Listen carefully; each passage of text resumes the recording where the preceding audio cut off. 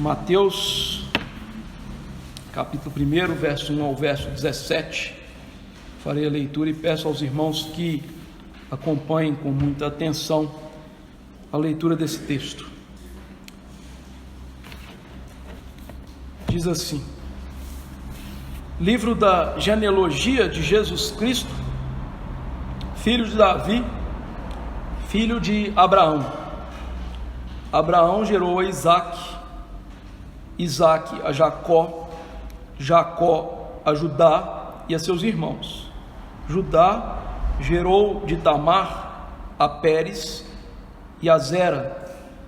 Pérez gerou a Esrom, Esrom a Arão. Arão gerou a Aminadab, Aminadab a Naasson, Naasson a Salmão. Salmão gerou de Raabe a Boaz. Este de Rute gerou a Obed, e Obed a Jessé. Jessé gerou ao rei Davi, e o rei Davi a Salomão, da que fora mulher de Urias. Salomão gerou a Roboão, Roboão a Abias, Abias a Asa, Asa gerou a Josafá, Josafá a Jorão, Jorão a Uzias, Uzias gerou a Jotão, Jotão a Acás, Acás a Ezequias.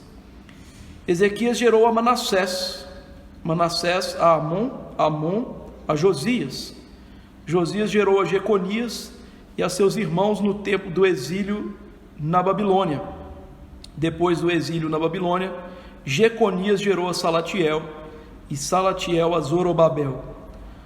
Zorobabel gerou a Abiúde, Abiúde a Eliaquim, Eliaquim a Azor, Azor gerou a Zadok, Zadok a Aquim, Aquim a Eliúde, Eliúde gerou a Eleazar, Eleazar a Matã, Matã a Jacó, e Jacó gerou a José, marido de Maria, da qual nasceu Jesus, que se chama o Cristo, de sorte que todas as gerações, desde Abraão até Davi, são 14, desde Davi até o exílio na Babilônia, 14, e desde o exílio na Babilônia até Cristo, 14.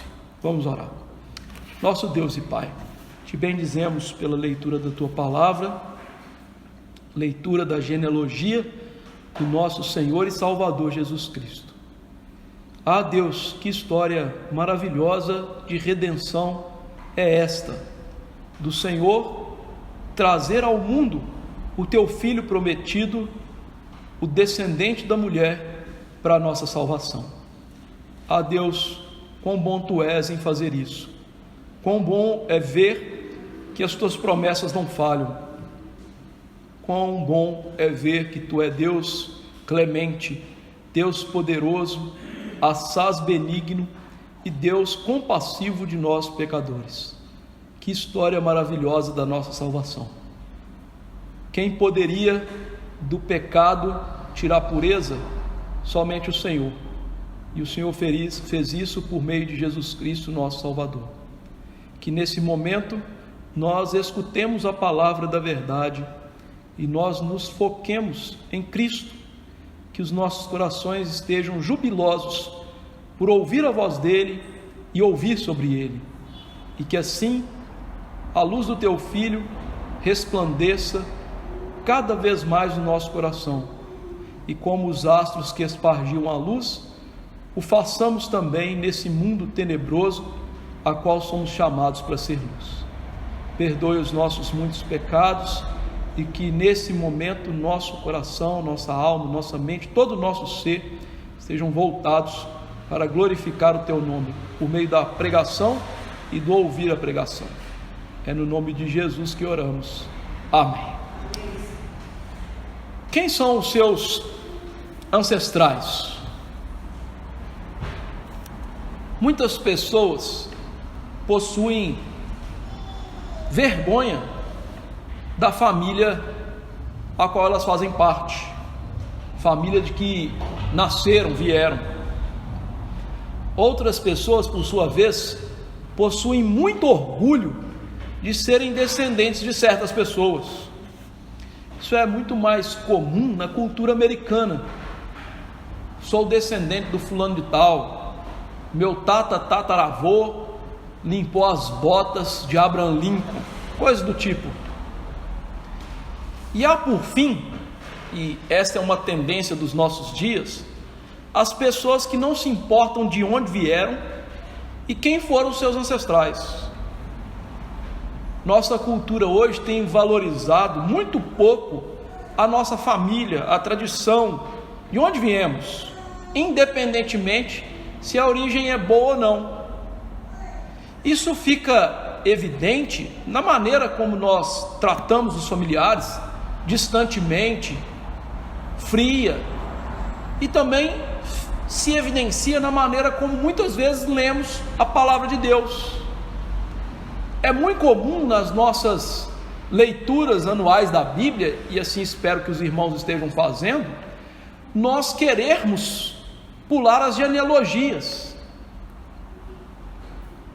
não só claramente por essa questão familiar, mas também por desentendimento. Nós não entendemos os propósitos de se escrever genealogias na Bíblia.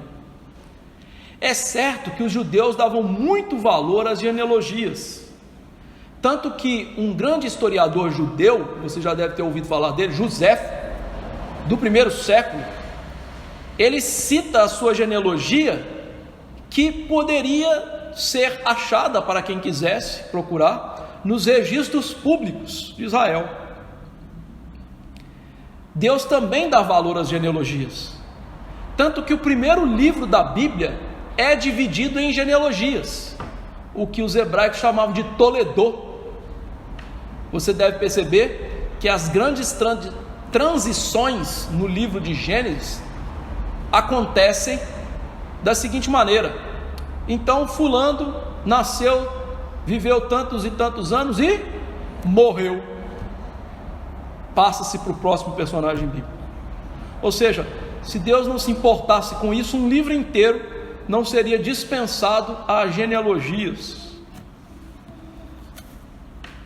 Então vejamos que estas coisas que Deus escreve nas genealogias, elas são importantes. Ele quer, através de uma maneira detida, informando nomes e histórias por trás desses nomes, nos dar grandes propósitos, nos dar grandes lições. E hoje nós vamos ver um pouco disso na genealogia de Jesus, que a grande diferença dela é o personagem central, que é Cristo. Todas as outras genealogias, mesmo aquelas que poderíamos citar de mais belas, são nada se comparadas com esta aqui, a genealogia das genealogias. Por quê? Porque Cristo é o centro delas. A pergunta é: o que Cristo ou o que Deus nos ensina através dessa genealogia no livro de Mateus? Para a gente começar a entender isso, é importante nós notarmos que essa genealogia está aí no livro de Mateus. O livro de Mateus, sabidamente, é escrito para um público mais judaico, tanto que é o evangelho que mais se diz a frase, para se cumprir as Escrituras. Mateus, em todo o seu livro, está dizendo isso, para se cumprir as Escrituras. E curiosamente, na época de Mateus, as genealogias no povo de Deus eram ainda muito mais importantes do que foram outrora, porque depois que o povo de Deus foi exilado e passou 70 anos longe, se percebeu o quanto a genealogia era importante para saber quem de fato era do povo de Deus.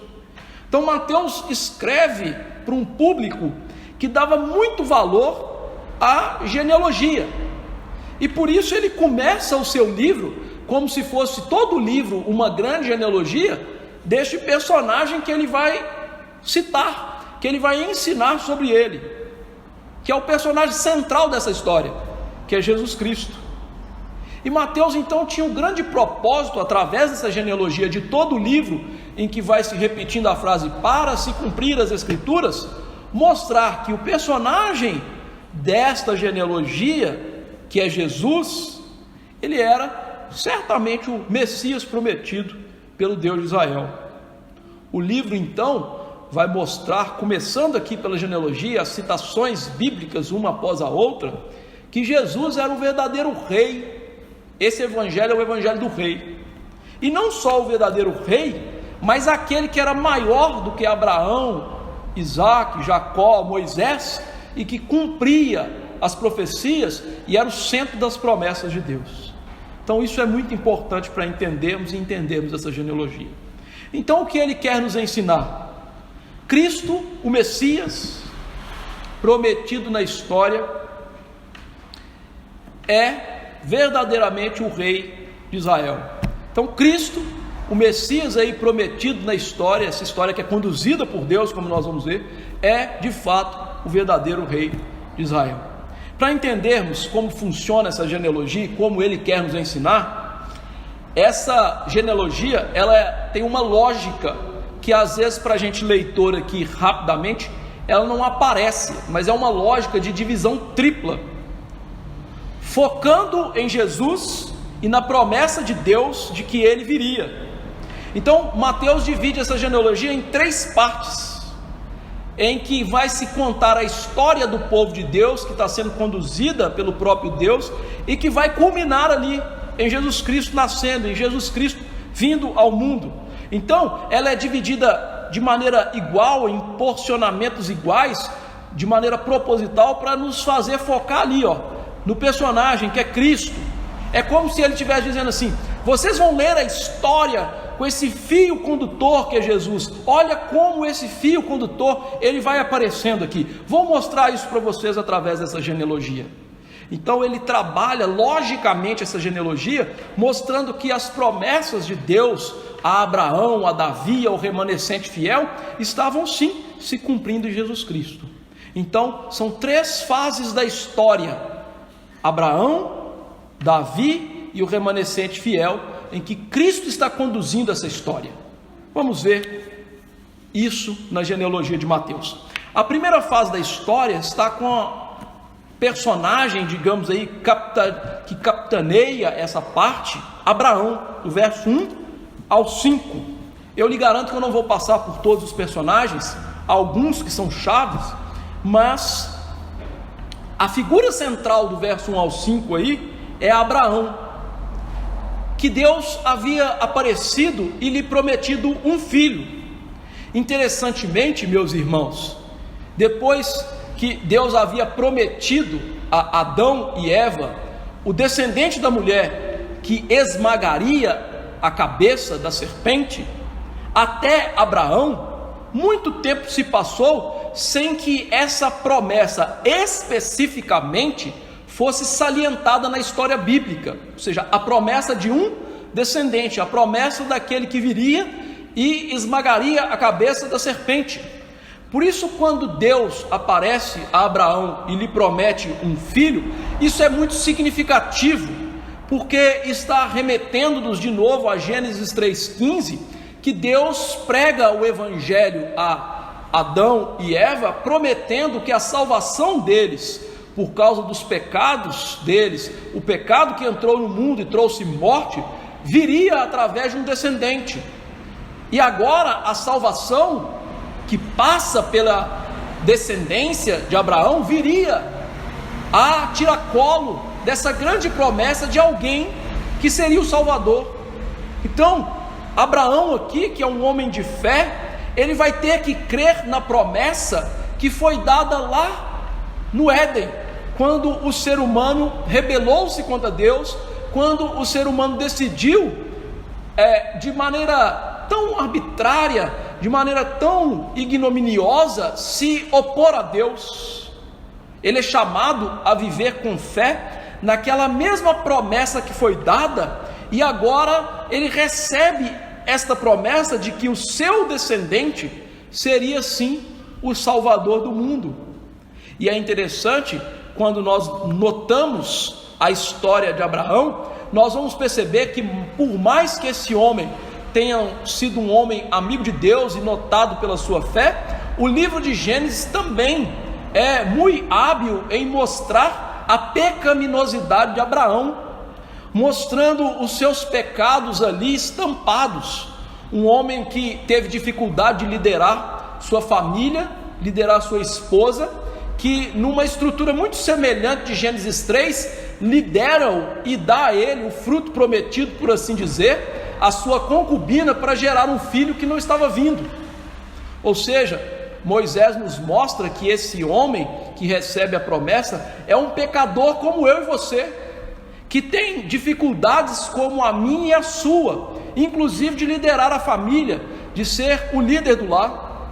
Mais adiante, Moisés mostra esse homem envolvendo-se em duas mentiras subsequentes, de afirmar que a esposa dele era também sua irmã. É óbvio que ela era meia-irmã dele, mas ele o fez para não ser morto, por causa da sua incredulidade e falta de fé. Vejamos então que este grande exemplo, que é o pai da fé dos crentes, como diz Paulo em Romanos 4, é também um exemplo de pecado, mostrando para nós que a promessa de Deus, ela é dada de salvação sem que haja méritos humanos, sem que nós sejamos de fato, meus irmãos, dignos de receber a promessa de Deus. A história bíblica, ela vai se desenrolando, mostrando que os seres humanos são completamente indignos de receber a salvação que vem de Deus. Mas esse homem então recebe a promessa de que as famílias da terra seriam abençoadas por causa do seu filho. E a pergunta que devemos fazer sempre ao lermos as Escrituras é: que filho é este? Eu sei que nós somos rápidos em identificar como filho da promessa Isaque. De fato, Isaque cumpriu parcialmente as promessas, mas como nós lemos aqui em Gálatas 3,16, o descendente é Cristo, diz Paulo. Ora, as promessas foram feitas a Abraão e ao seu descendente, não diz e aos descendentes, como se falando de muitos, porém como de um só, e ao teu descendente, que é Cristo. Ou seja, este homem recebeu a promessa de ser, por assim dizer, o pai de Cristo, ou seja, o ancestral de Cristo. E a promessa então passaria por ele e pelos seus filhos, que eram pecadores tal como ele era, mas sim, o verdadeiro descendente ainda precisaria ser esperado, o Salvador, aquele que cumpriria cabalmente a promessa de Deus, e seria necessário viver por fé e esperando que ele viesse. Meus irmãos, fico imaginando estes homens peregrinando por fé e esperando o descendente, né? Cada menino que nascia, será este aquele que nos salvará dos nossos pecados? Essa era a esperança deles. Os descendentes iam nascendo e eles esperavam: será que é agora que o Salvador chegou? Mas o Salvador não chegou. Isaque, por incrível que pareça, repete os pecados do seu pai. Ele mais uma vez não lidera bem a sua família. Na verdade, ele foi muito omisso em relação aos seus filhos, que eram guerreiros, no sentido de guerreavam entre si. Eles estavam em constante embate, no constante dialética em relação à promessa de Deus. Sua mulher, que por incrível que pareça era mais lúcida do que ele, entendia que a promessa não seria dada por meio do profano Esaú. Ela sabia que a promessa não passaria por aquele homem. Mas nós vemos Isaque, da mesma forma, repetindo o erro dos seus pais, mostrando mais uma vez que essa promessa está passando por seres humanos pecadores, que repetem infelizmente o erro dos seus pais, ao peregrinar por fé, mas não de maneira perfeita, de maneira santa, de maneira completamente piedosa. Interessantemente, irmãos, Moisés, quando escreve o livro de Gênesis, ele pontua que esses pecados que aconteceram na vida de Abraão também vão acontecendo na vida dos seus filhos, mostrando que a promessa estava acima do pecado dessa família, acima do pecado destes que estão levando a semente messiânica. Mesmo que Isaque tenha sido um homem pacato, foi um homem muito falho na sua fé, foi um homem que deixou de fazer o que deveria fazer em relação à sua família. Mas, ainda que tenha sido assim, na história que Deus está conduzindo, o que importa é que o pecado desse homem e o pecado da sua família não impedem a descendência de continuar, não impedem da semente messiânica caminhar mais um pouco.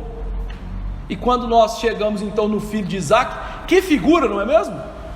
Um menino que tão logo que vai nascer, agarra no pezinho do seu irmão querendo suplantá-lo.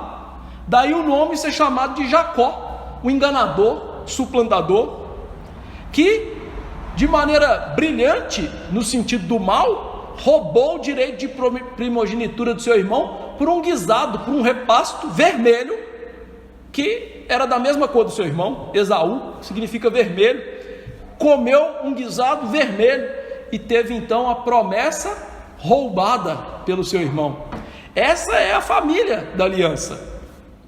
Mas nós vemos que no meio dessa tragédia, Deus transforma o caráter desse homem de tal maneira que diz os textos bíblicos que ele passa a ser príncipe com Deus, de um enganador, de um suplantador, de um roubador, de alguém que não quer saber de uma vida piedosa e santa. Deus o transforma e o faz príncipe.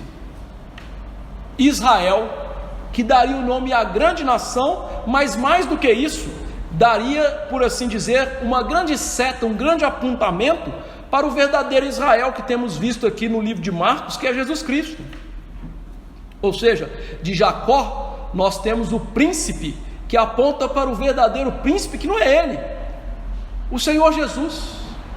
Imagine se o nosso Senhor Jesus Cristo fosse assim, um enganador, um suplantador, jamais seríamos salvos. Mas aquele príncipe apontava com toda a força para o Senhor Jesus Cristo, aquele que lutaria e venceria na cruz e não no vale de Jaboque, que receberia a punição na sua própria carne do pecado para a nossa salvação. E talvez você pense, então os filhos de Jacó são melhores. Também não.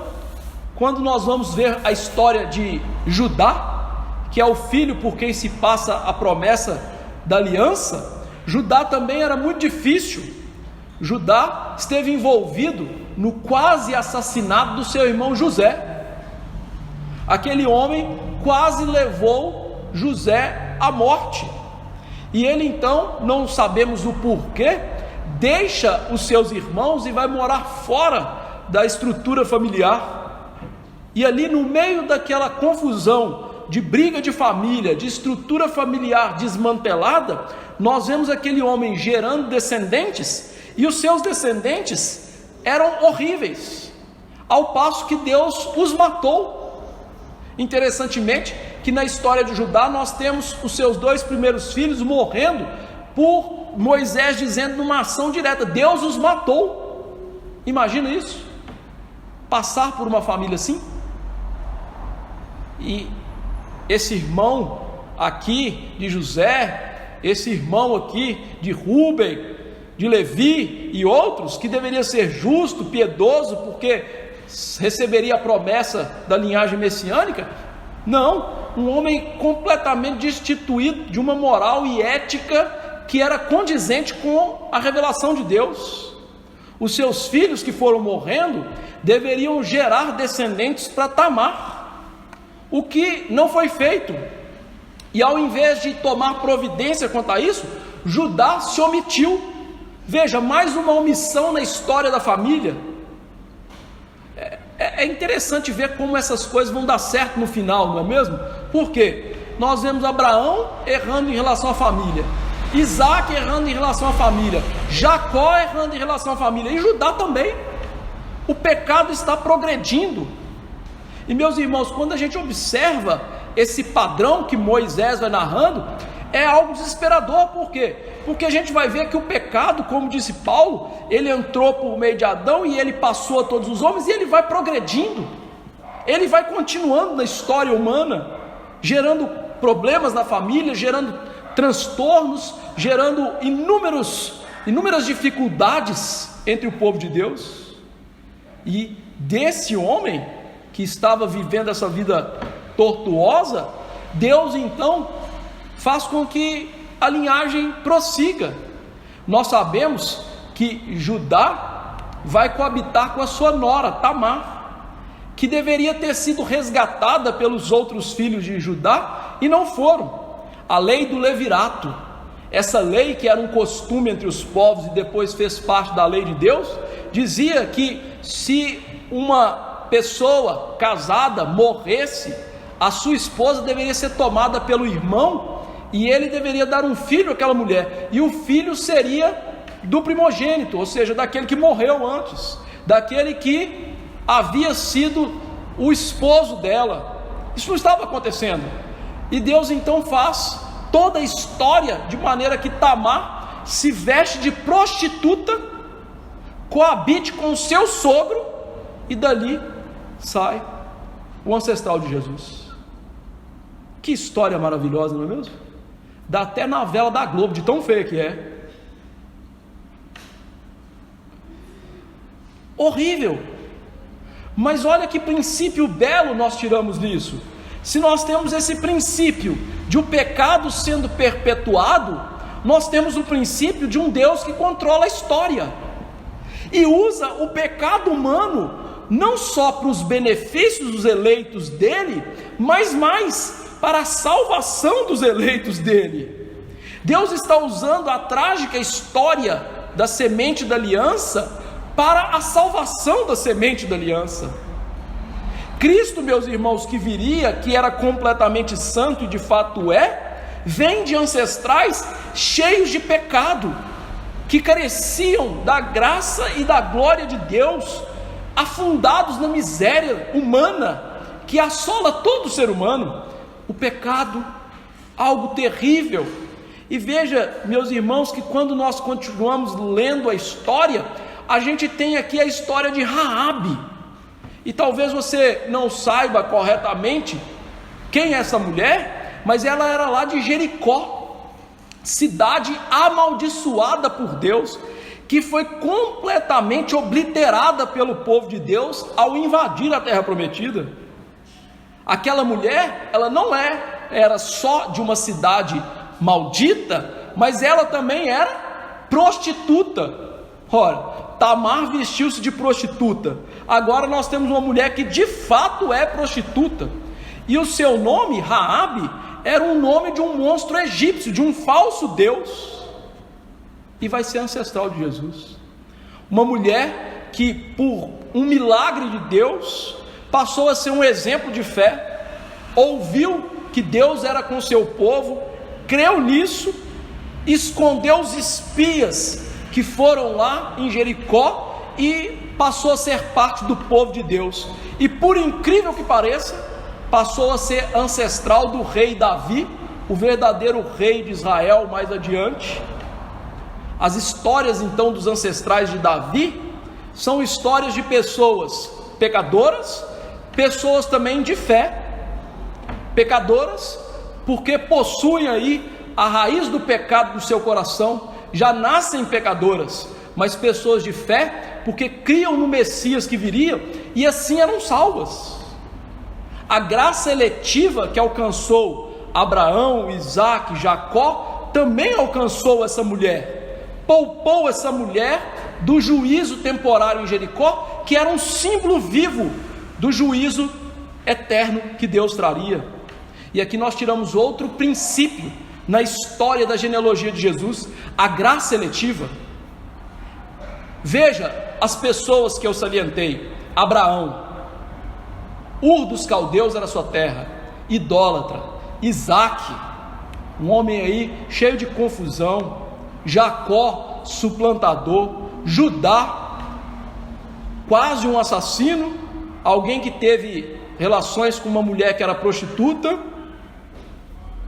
E agora, Raabe, uma prostituta, mostrando que salvação não vem de berço, salvação não é algo que se mereça ou herde, mas salvação depende única e exclusivamente da graça de Deus em eleger pecadores que jamais merecem a piedade, a misericórdia, a bondade de Deus. Nós temos aqui nesses personagens grande exemplo do amor eletivo de Deus, que ama, meus irmãos, sem que haja nada em nós que venha compeli-lo a fazer, que ama pecadores, que ama pessoas que não são dignas desse amor, que são imerecedores de receberem misericórdia e serem libertos do juízo eterno. E quando nós seguimos aqui nessa genealogia, nós vamos para um grande exemplo de fé chamado Boaz. E Boaz, meus irmãos, é aqui para nós um grande exemplo de fé, porque este homem, que também aqui é descendente de Raabe e ancestral de Davi, de Jesus, esse homem vivia num tempo em que a fé era extremamente precária e rasa, no tempo dos juízes. No tempo dos juízes, Deus estava julgando o seu povo de tal maneira que não havia pão na casa do pão, e eles tinham que buscar recursos fora do povo de Deus por conta dos seus pecados. Mas lá no meio desse cenário caótico, que diz a Bíblia que cada um fazia o que achava mais reto ao seu coração, de que até mesmo os sacerdotes se vendiam para quem quer que fosse, para ganhar um punhadinho de dinheiro, ali há um homem de fé, um homem que cumpre as leis de Deus, um homem que abençoava os seus funcionários, um homem que cumpria leis de misericórdia, como as leis da respiga, um homem que ali no meio de todo aquele cenário caótico, Deus preparou para cumprir a lei, quando a lei era desprezada de todo entre o povo de Deus. E aquele homem, como nós sabemos lá no livro de Ruth, vai salvar duas viúvas que certamente lhe custariam sua fortuna que ele adquiriu ao longo dos anos, Noemi e Ruth. E ele, aqui veja o contraste, para fazê-lo ele cumpre a lei do levirato, que o seu ancestral aqui, Judá, estava negligenciando. Veja que ironia, não é mesmo? No meio de uma linha sucessória de pecado, como Deus quebra o pecado e faz um homem piedoso para cumprir a sua lei, para vir então a salvação do povo dele. Que coisa fantástica é a graça de Deus, a bondade de Deus na história. Um homem então que cumpre uma lei que iria lhe demandar seu dinheiro. E veja, irmãos, que coisa interessante, não é mesmo? Nós estamos vendo que essas pessoas eram um mau exemplo de pecado, mas também eram um bom exemplo de fé.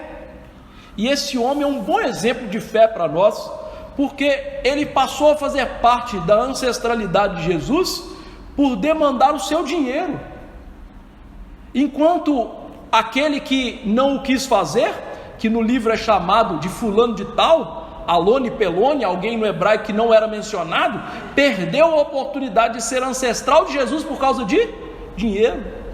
Veja, que coisa horrível na história do povo de Deus é pessoas apegadas ao dinheiro, e que coisa bela é quando Deus move o coração de uma pessoa para que o dinheiro, as posses, as coisas deste mundo não sejam as principais da sua vida. Um homem recebeu o privilégio de ser um ancestral de Jesus. Por quê? Porque ele não ligou para dinheiro. E é interessante que ele vai se casar com uma mulher moabita, e olha só como que Deus faz as coisas, que era amaldiçoada por Deus. Raabe, anteriormente aí, a ancestral anterior citada, era também uma mulher amaldiçoada por Deus. E agora mais uma mulher amaldiçoada por Deus vai fazer parte da ancestralidade de Jesus. Os moabitas, eles eram proibidos de adorar no tabernáculo de Deus por 10 gerações. Tamanha a maldição de Deus sobre ele. Mas mesmo assim, Deus escolheu este homem para casar-se com esta mulher, para levar adiante a família da fé. Na bonita história de Ruth, nos passa despercebido, e é assim que o livro fecha a história, de que o que está acontecendo ali é a sucessão da linhagem messiânica, ou seja, o descendente lá de Gênesis 3,15 está chegando agora num ponto nevrálgico da história, que é a história de Davi, o rei Davi, de quem o Cristo será o filho. Por isso a história diz que Ruth gera Obed, gera Jessé e gera a Davi, com mais um princípio lindíssimo da história. Vemos Raabe e aqui Ruth, duas mulheres fora do povo de Deus, que são salvas e que passam a ser parte do povo de Deus por causa da fé. O que Deus nos ensinaria com isso? que os verdadeiros israelitas não são aqueles segundo a carne, mas segundo a promessa, os que são da fé, como diria Paulo, e que Deus salvaria pessoas por meio da fé de todas as raças, tribos, línguas e nações, mesmo raças, tribos, línguas e nações que eram malditas por ele. Belíssima história, evidenciando a salvação de Deus, espalhando-se, mostrando que Deus salvaria pessoas de outros lugares. Duas mulheres que nos apontam para esse princípio bendito de salvação. A segunda parte aí da genealogia, vai do verso 6 ao 11, a pessoa alvo aqui é Davi, que, como nós sabemos, era o filho mais moço de Jessé. Sua aparência era simples, de um pastor. Talvez a gente pense assim, né? O sujeito era um pastor, ok, que coisa bonita, mas você talvez não saiba, meus irmãos, que ser pastor naquela ocasião não era uma coisa simples. Eu sei que é uma bonita figura do próprio Deus para conosco, mas ser pastor não era uma coisa bonita de se ser. Primeiro que você perdia noites de sono, vivia no relento, o perigo de morrer era muito, tanto que Davi lutou com um urso e com um leão. E meu amigo, por isso ele era ali, o filhozinho lá da rabeira. E tanto era isso, que quando Samuel chega para ungir o rei, ele não olha para Davi. Davi nem estava na cena, ele estava cuidando do rebanho. Mas Deus vai chamar Davi. Por quê? Deus não olha para como nós somos no sentido exterior, nossa aparência física, nossa beleza física, nosso porte, nossos dentes brancos e retos como atores de Hollywood. Não é isso que Deus olha. Deus olha para o coração. E meus irmãos, Deus não escolheu Davi por causa do coração de Davi. O coração de Davi era por causa da escolha eterna de Deus. Ou seja, Davi era um homem piedoso da história. Não é por isso que Deus vai lá e o escolhe, porque jamais a graça eletiva seria graça, seria mérito eletivo.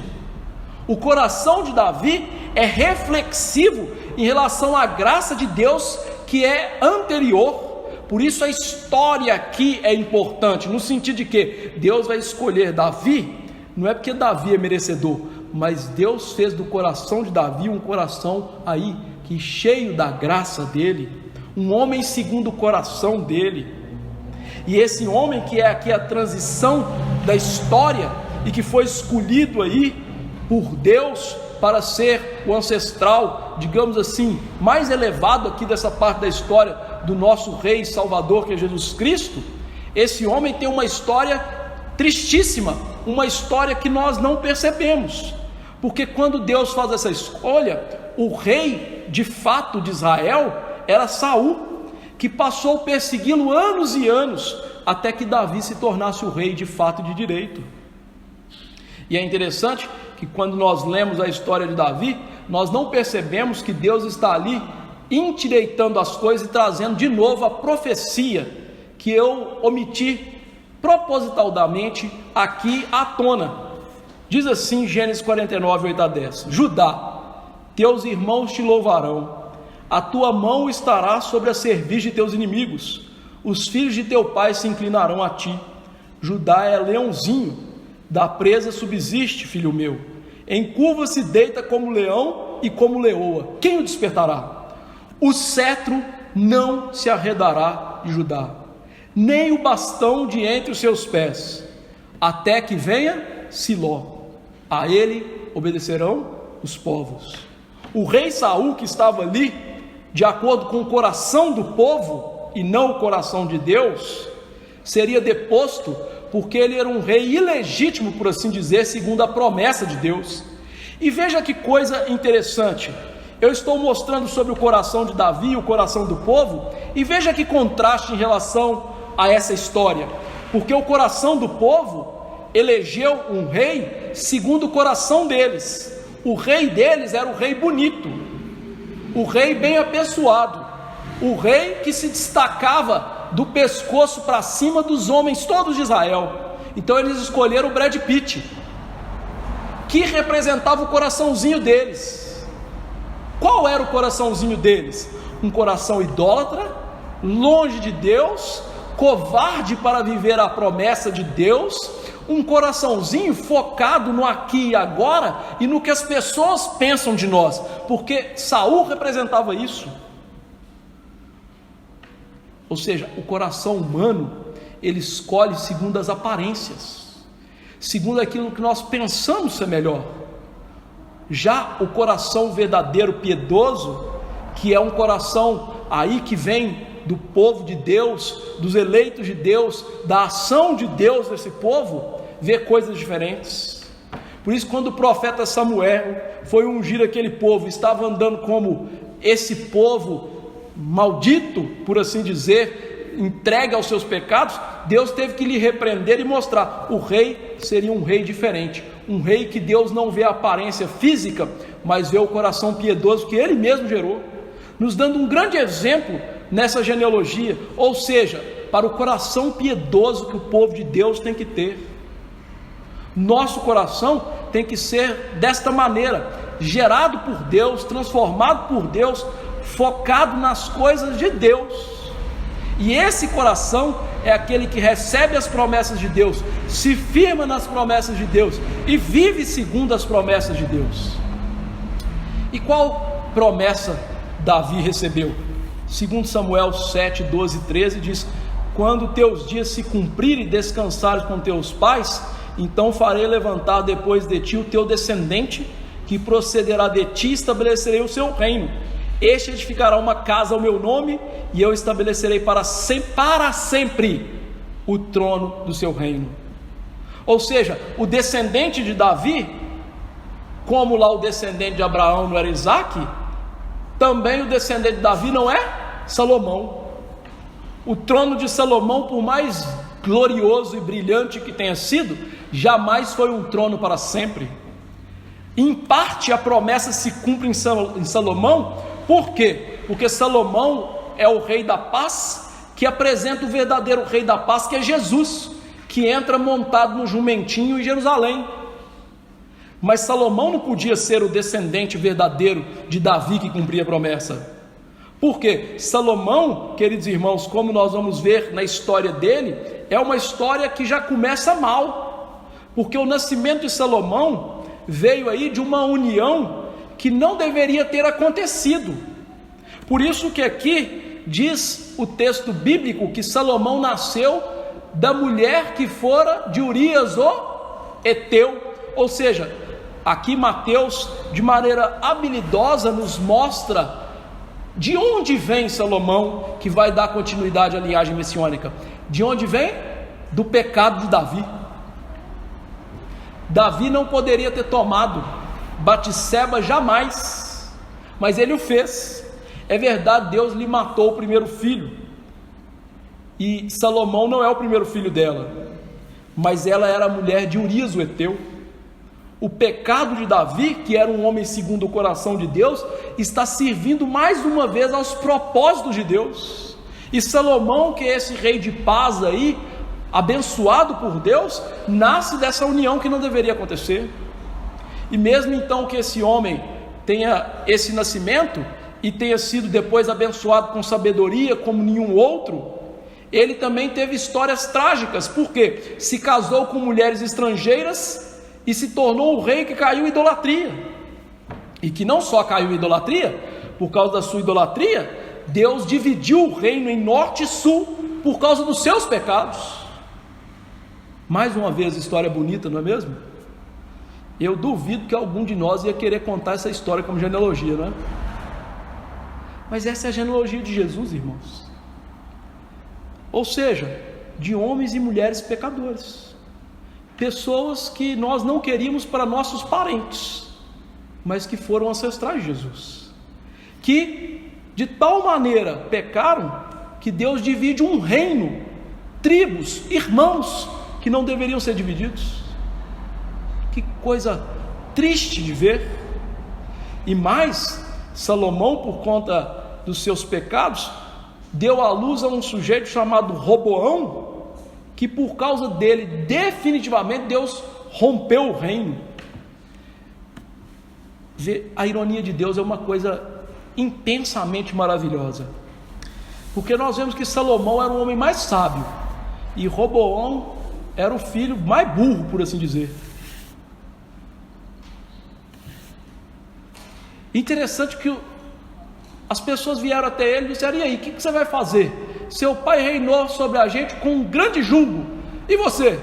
E os sábios disseram para ele: alivia esse povo, você vai reinar sobre eles. Alivia. E aí, o orgulho humano, ouvindo os jovens amiguinhos dele, criado com ele, que? Eu vou ser bem pior do que meu pai. Que sabedoria, não é? E ele então foi liderar um mijinho de gente, poderia ter lidado com uma nação inteira, por causa da sua falta de sabedoria, mas ancestral de Jesus. E veja, um homem que caiu mais ainda na idolatria, por causa de política e de poder. Uma coisa hoje que tem dividido o povo de Deus: política e poder. É interessante, nós podemos votar em candidatos diferentes, mas quantas pessoas estão brigando por causa de candidatos políticos, dividindo igreja, se tornando inimigos, brigando na igreja por causa disso, de poder. É interessante como que esses pecados do povo de Deus aqui se repetem hoje na igreja, e nós nem ao menos ao ler essas histórias tiramos essas lições tão proveitosas. Como podemos ser tão ignorantes assim, de fazer o mesmo do que eles? Sendo que 1 Coríntios 10 diz que tudo que está escrito aí, está escrito para você não repetir esses erros. Um homem que dividiu o povo de Deus por política e por poder. Igrejas hoje divididas por política e poder.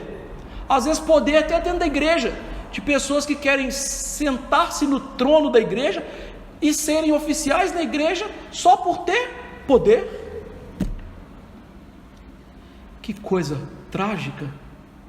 Mas graças a Deus que Deus aqui está seguindo com a promessa messiânica, e ela está ganhando um contorno maravilhoso. Por quê? Porque o reino que agora esse homem vai governar, que é o reino do sul, é aquele que segue fiel a Deus. E aqui, meus irmãos, quando eu falo fiel com grandes ressalvas, porque como nós vamos ver, esse reino do sul é um reino de graves pecados.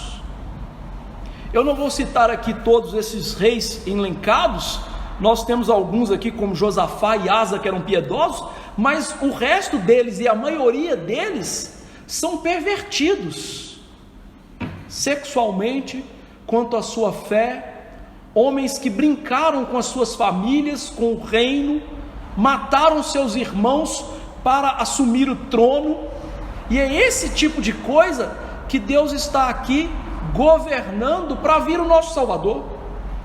Interessantemente, aqui não é salientado, mas na outra genealogia dos evangelhos, Jeoás quase foi morto pela sua avó Atalia, e a semente da aliança ficou por um fio, por causa do pecado do povo de Judá.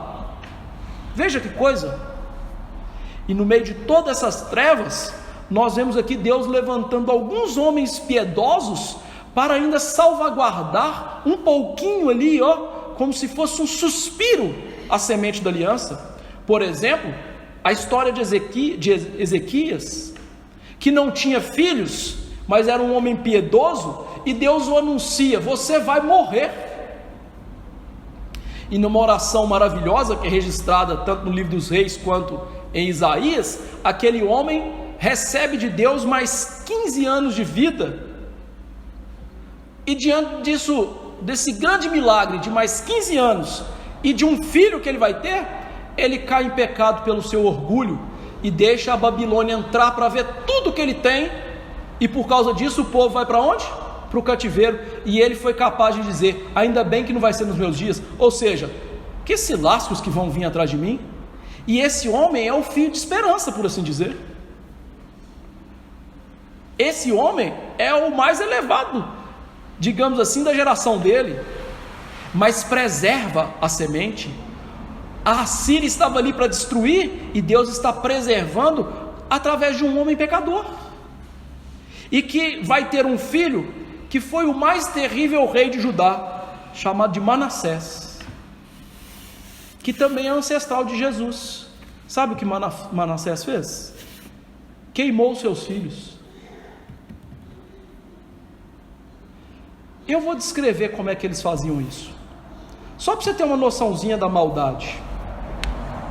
Eles costumavam a matar crianças em sacrifício para o deus Moloque, que era um deus de prosperidade, de chuvas e por aí vai. E para matar essas crianças, eles as colocavam como se fosse numa churrasqueira de chapa bem quente, e colocavam elas ali em cima. Foi isso que Manassés fez, ancestral de Jesus.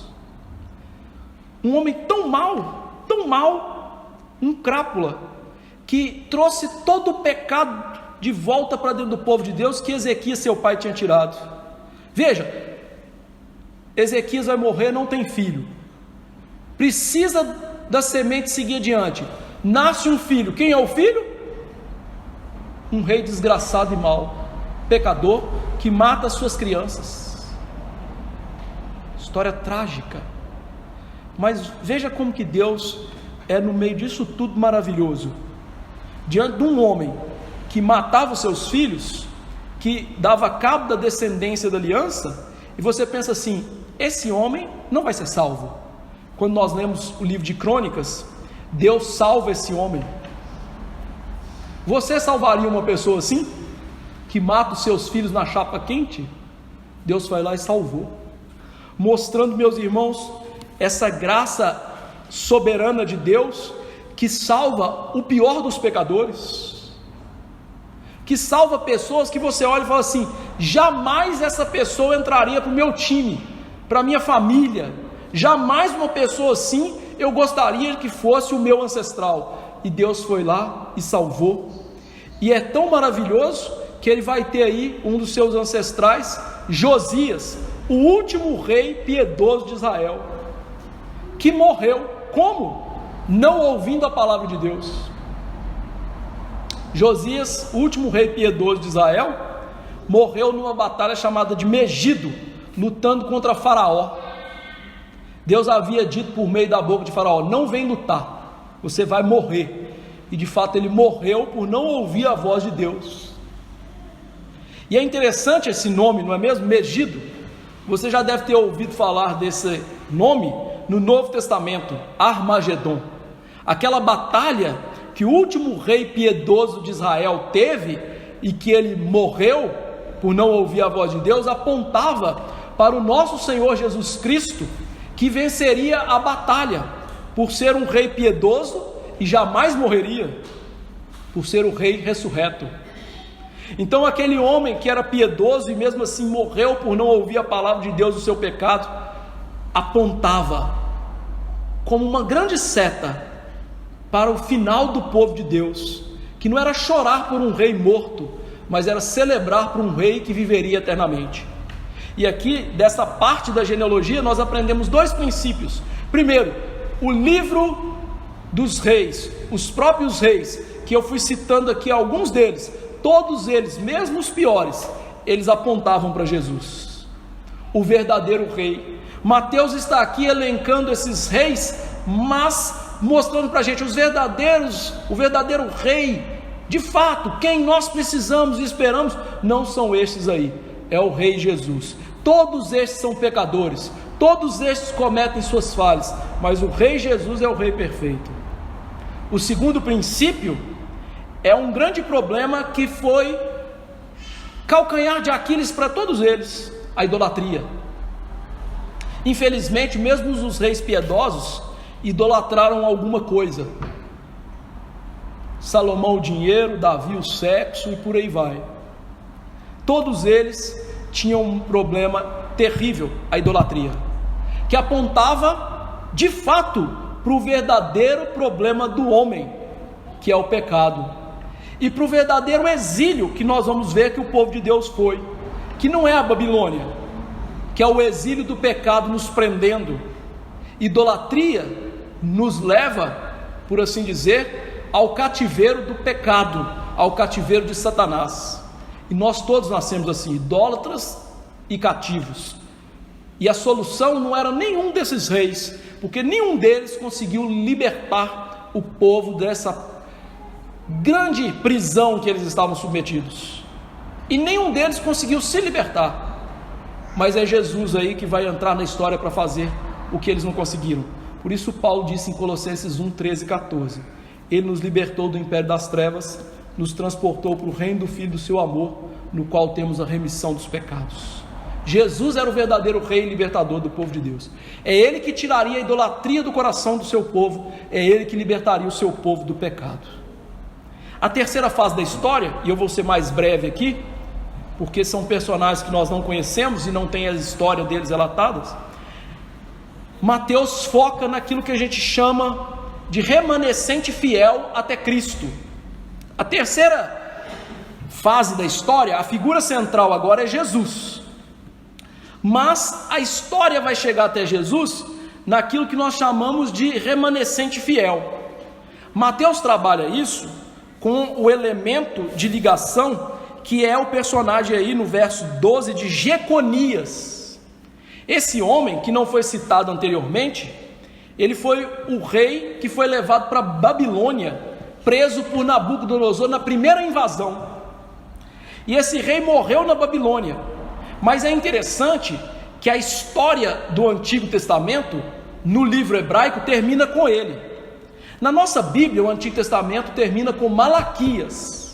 Na Bíblia hebraica, o Antigo Testamento termina com 2 Crônicas, e termina com a história de Jeconias sendo libertado pelo rei da Babilônia e recebendo benefícios para viver diante do rei da Babilônia.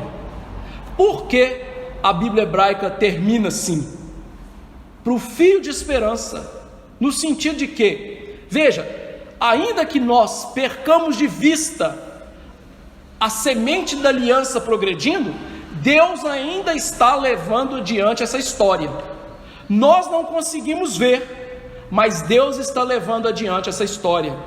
E essa história, ela é aqui narrada por Mateus, passando por Jeconias, esse rei, Salatiel e Zorobabel.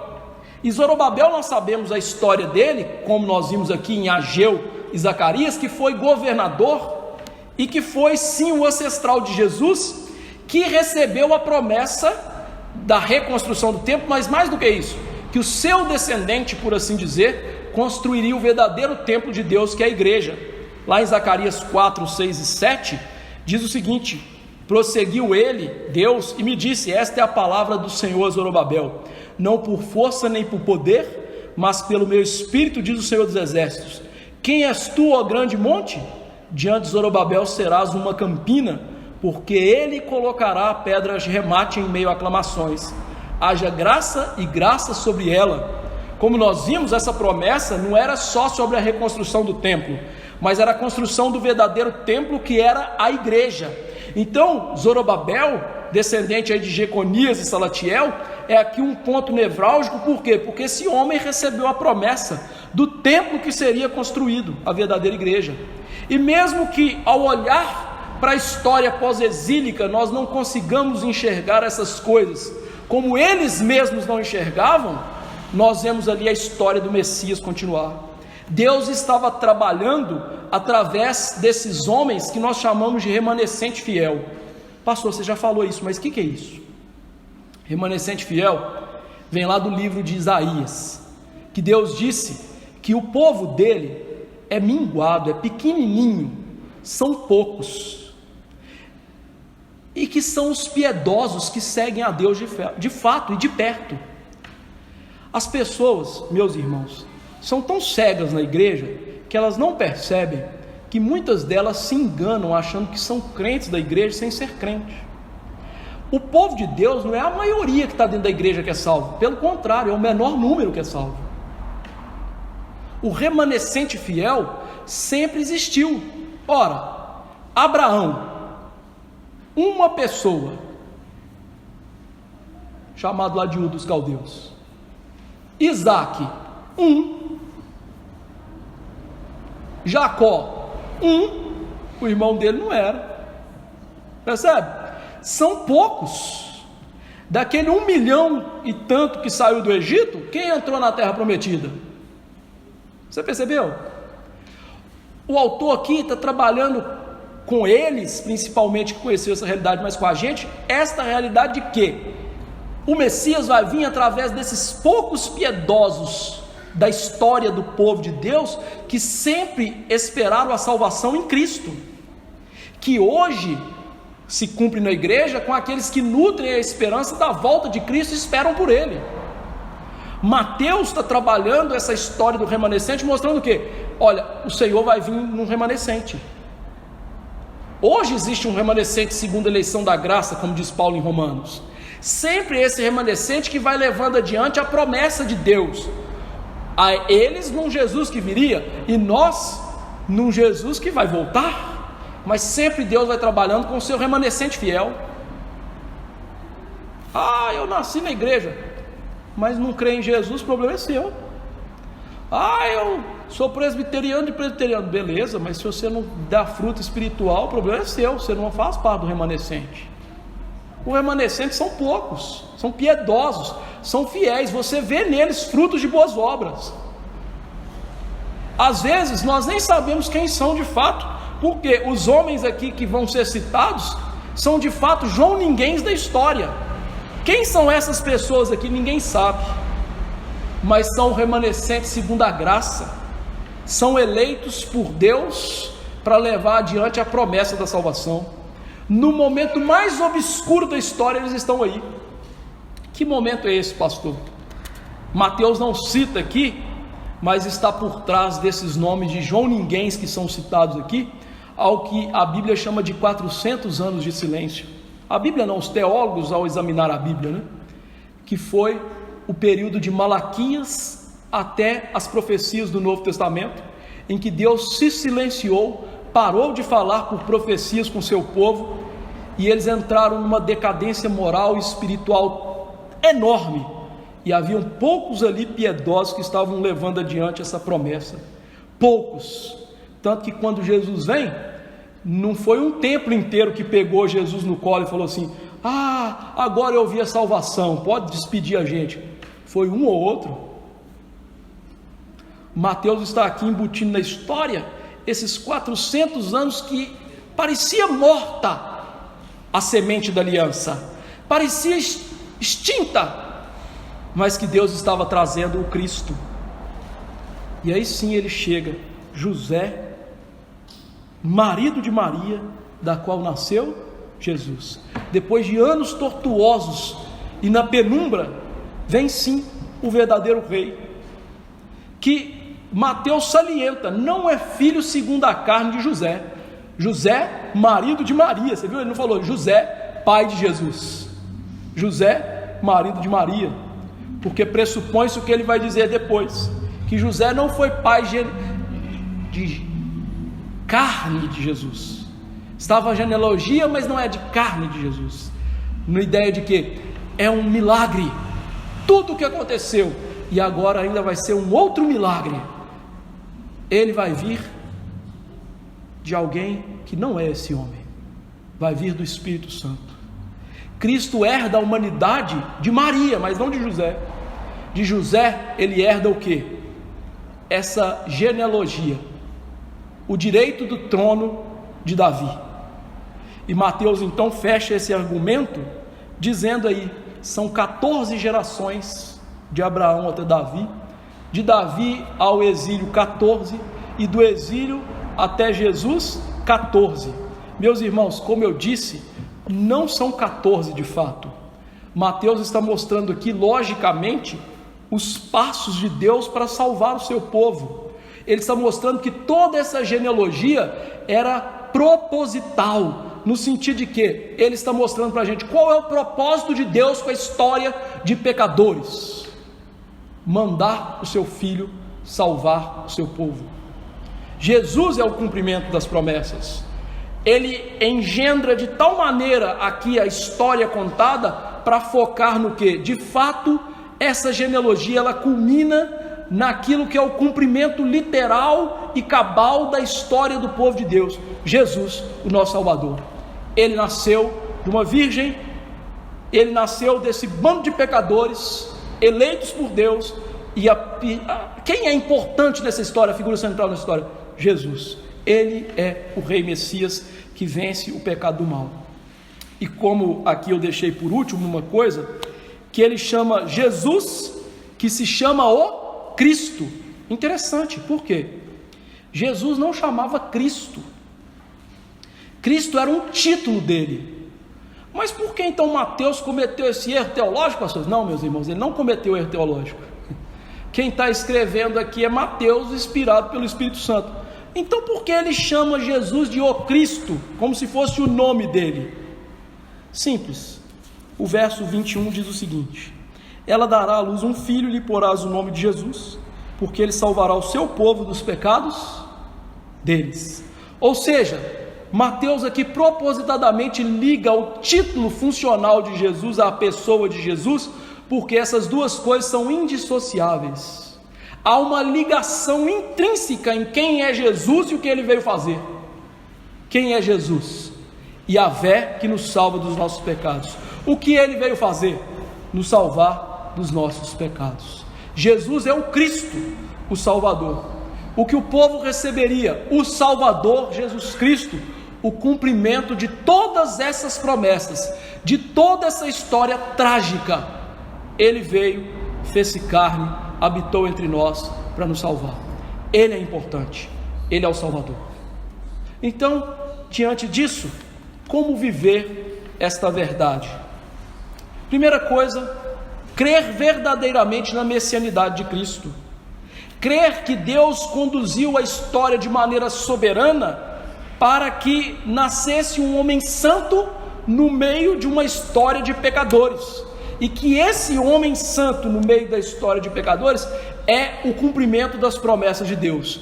Então podemos ter certeza que essa promessa é verdadeira e se cumpriu em Jesus. Primeira maneira de viver então é ter certeza. Não é viver por incredulidade, é ter certeza.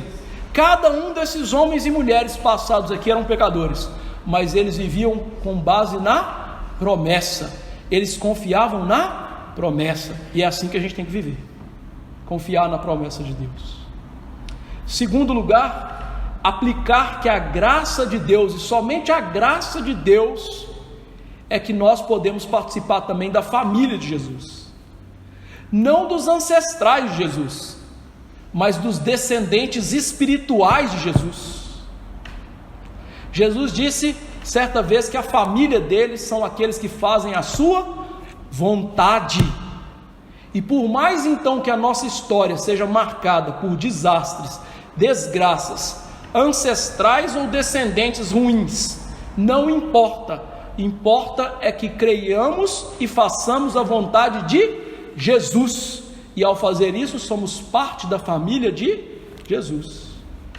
Seu nome não está escrito aí na Bíblia, mas se você crer em Jesus, vai estar escrito no livro eterno de Deus, o livro da genealogia dos santos do Senhor, o livro gracioso dos eleitos.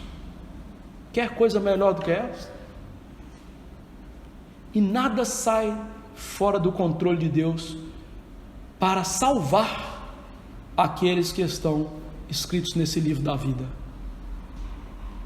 Terceira aplicação: podemos ter por seguro, meus irmãos, que as promessas não falham e jamais vão falhar.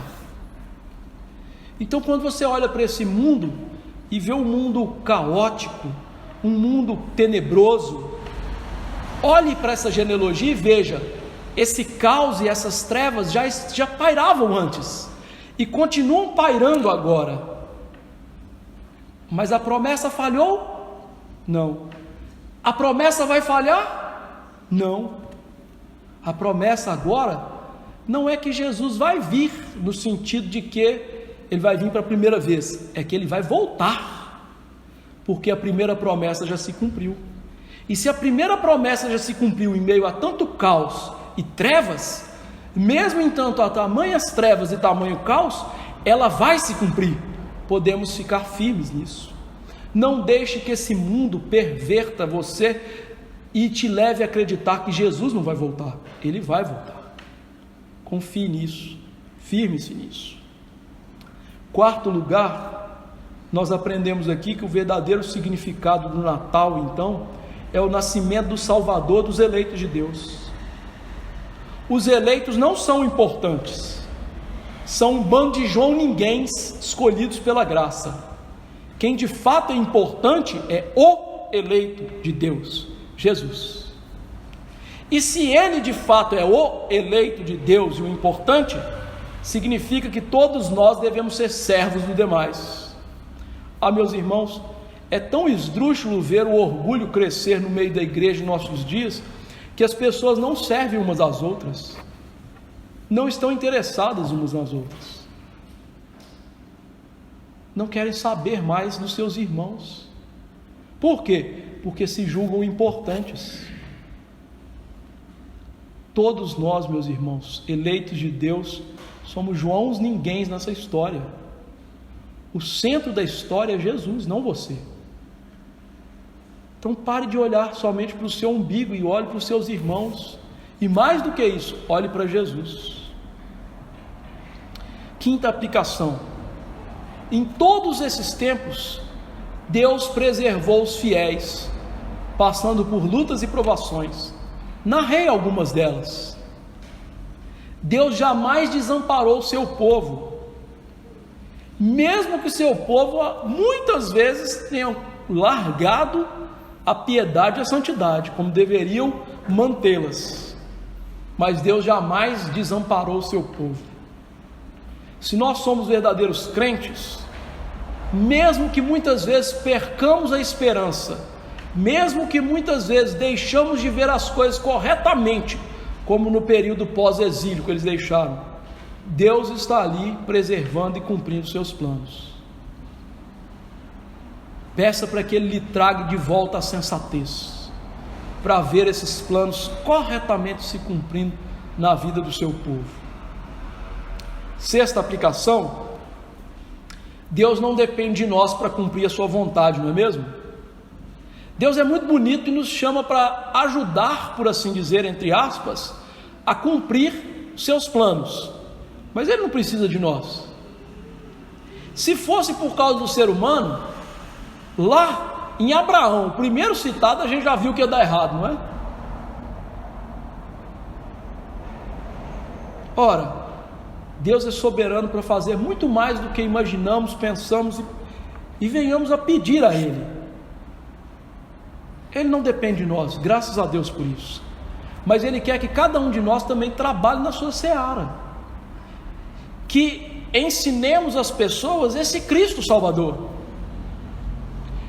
E é notabilíssimo que quando Jesus esteve fisicamente com os apóstolos, Ele disse que os trabalhadores eram poucos, e hoje também são poucos.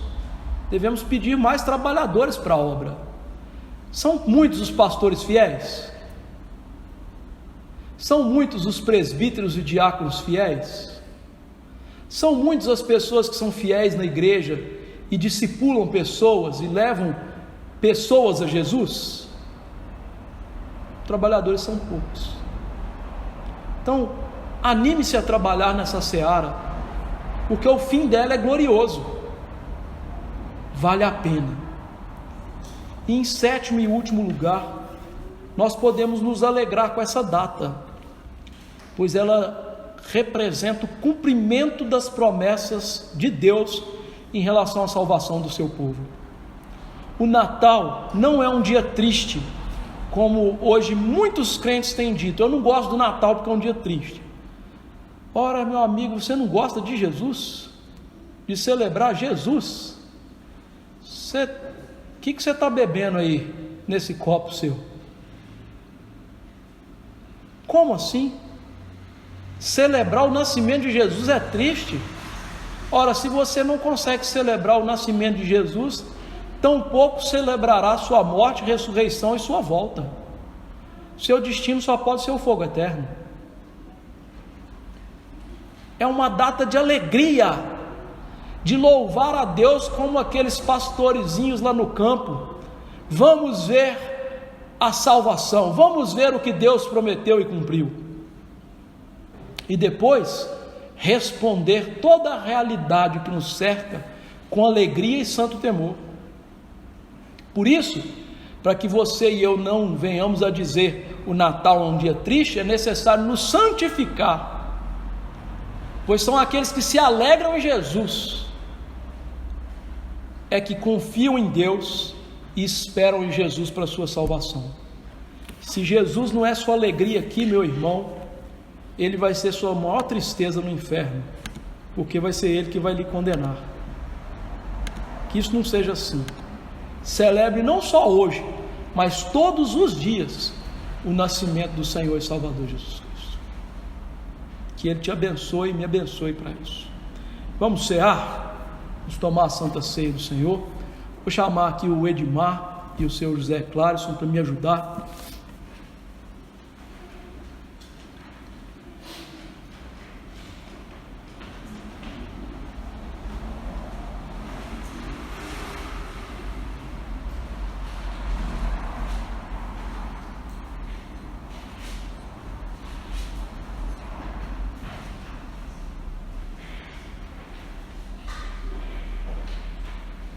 Mateus 26 diz assim: quando comiam, tomou Jesus um pão e abençoando partiu e deu aos discípulos dizendo: tomai, comeis, meu corpo. A seguir tomou um cálice, tendo dado graças, e deu aos discípulos dizendo: bebei dele todos, esse é meu sangue, sangue da nova aliança derramado em favor de muitos, para a remissão dos pecados. E digo-vos que desta hora em diante não beberei deste fruto da videira, até aquele dia em que eu hei de beber novo convosco no reino de meu Pai. Tendo cantado um hino, saíram para o monte das Oliveiras. Muito bom o Senhor ter nos dado um alimento para a alma, além das escrituras e da oração. Que momento difícil da história da redenção, em que Jesus estava sendo traído. Jesus iria para o Getsemane suar sangue, pedir que a vontade de Deus fosse feita. Os discípulos iam abandonar cada um deles abandonar Jesus, e ele, no meio disso tudo, nesse fio brilhante da graça e da glória de Deus, nos dá um alimento espiritual, que era para os discípulos naquele momento, por causa da fé titubeante e fraca deles, e é para nós hoje. Às vezes nós olhamos para a história dos apóstolos abandonando Jesus como juízes e não percebemos que nós abandonamos Jesus todos os dias com as nossas ações, nossos pecados. Somos, cada um de nós ali, Pedro, João, André, Tiago, Bartolomeu, e por aí vai, abandonando Jesus. Mas ele não nos abandona, não é? Que essa Santa Ceia mostra o amor dele em morrer por nós e estar conosco todos os dias até a consumação dos séculos. Graças a Deus por Jesus. E essa ceia aqui é a melhor ceia que nós vamos tomar hoje, né? Por mais que o Natal tenha sido gostoso, né? Comeu comidas gostosas, o Natal, aí a ceia de Natal não pode alimentar a alma. Isso aqui alimenta a alma, para saciar a sede espiritual. Graças a Deus por Jesus. Não só nasceu, mas morreu e ressuscitou e foi levado aos céus por nós. Lembramos do nascimento dele, a morte, mas também da sua ressurreição e volta, porque nós vamos cear até que ele volte. Ah, que belo Jesus nós temos. Quem participa dessa ceia? Remanescente, os eleitos segundo a graça, confessam Jesus com sua boca, seu coração e vida. São esses que devem participar da ceia do Senhor. Não porque tem méritos ou não tem pecados, não, mas é porque o sangue de Cristo subiu. São esses que participam. Então, nesse momento, nós vamos participar, suplicando e julgando se somos destes, e pedindo pedindo a Deus que os elementos nos comum e mais do que isso, os alimente espiritualmente da graça do Senhor Jesus. Ontem a gente teve com os nossos parentes, agora nós vamos estar com o irmão mais velho no céu, está ouvindo que nesse momento não é Cristo que desce, é o Espírito que leva a igreja para o céu espiritualmente, para beber e comer com Cristo. Coisa bonita, né? E aí podemos ensejar aquele vinho novo que ele vai beber conosco. Ah, que maravilha! Louvado seja Deus. Vamos orar, Senhor. Senhor, te agradeço pela história linda de Jesus. No meio de tanto pecado e miséria, o Senhor ali mandou o teu Filho amado, Jesus Cristo, como nosso Salvador. Jesus, o Cristo, o Messias, o Salvador, Rei dos Reis, Senhor dos Senhores, que não somente nasceu, como hoje celebramos, mas definitivamente morreu por nós. E aqui rememoramos e comemos e bebemos dessa realidade. Por isso eu te agradeço não só pelo nascimento de Jesus, mas pela morte vicária e substitutiva dele. Se ele não tomasse sobre ele mesmo a tua ira, jamais seríamos salvos. E por isso eu quero te agradecer pela morte de Jesus. Cada um de nós o traspassou naquela maldita cruz.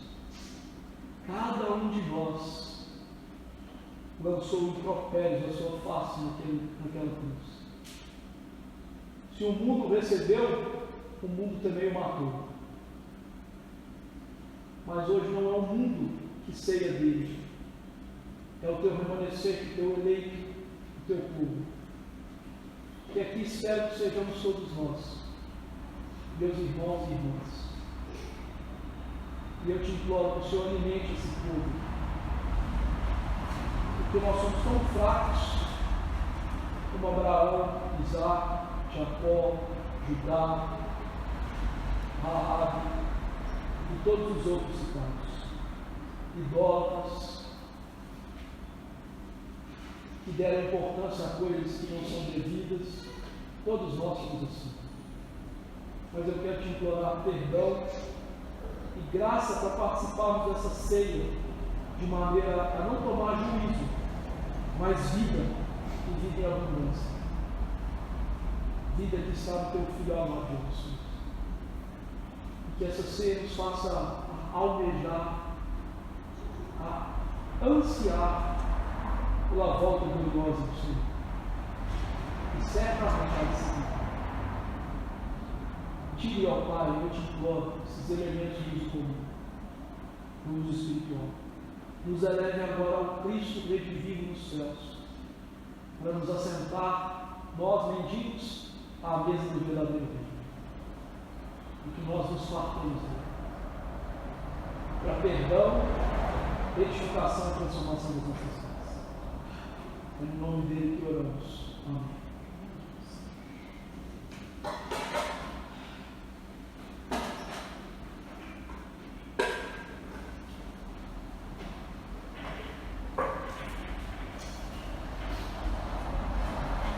Na noite que nosso Senhor foi traído, ele tomou o pão, partiu e disse: esse é meu corpo, que é dado por vós. Fazer isso no memória de mim. Nós vamos agora tomar o corpo do Senhor. E se for tomar, se coloquem de pé para distinguir isso.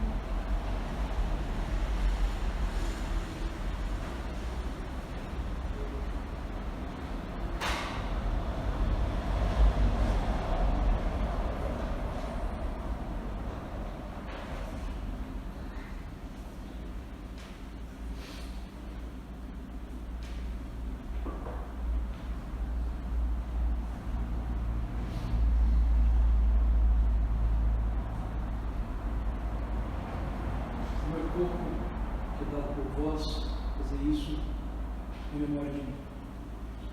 Por semelhante modo, queridos irmãos, depois de haver cenado, nosso Senhor também tomou o cálice da nova aliança, dizendo: este é o cálice da nova aliança do meu sangue. Fazeis todas as vezes que vos reunides em memória de mim. Todos aqueles que tomaram o pão devem também tomar o cálice do nosso Senhor e Salvador.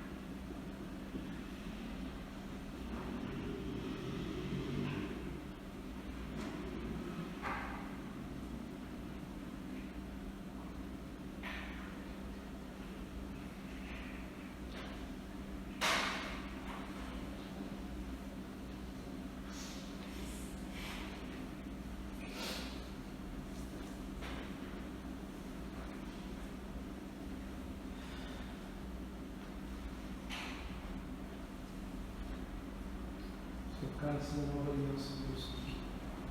Isso.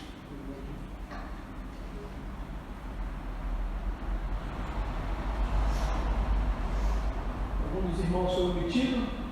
Não? Vamos colocar de pé e encerrar o culto nessa noite, oração e bênção ao nosso.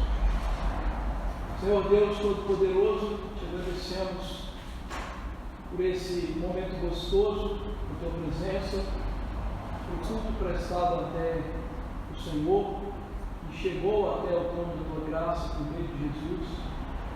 E te agradecemos mais uma vez pelo nascimento do nosso Salvador, pelo que Ele fez por nós e continua fazendo nos altos céus. Que o Senhor possa derramar alegria nos nossos corações por ter Jesus, por esperá-lo e por aquele bendito dia que nós o veremos face a face. O Senhor nos dê essa graça e que nos períodos mais tenebrosos da nossa história nós sejamos amparados, fortificados, santificados pelo Senhor, para que possamos dar frutos dignos de arrependimento. Que a eleição da graça seja evidenciada em nossa vida, como foi nos eleitos do Senhor citados aqui, através de boas obras.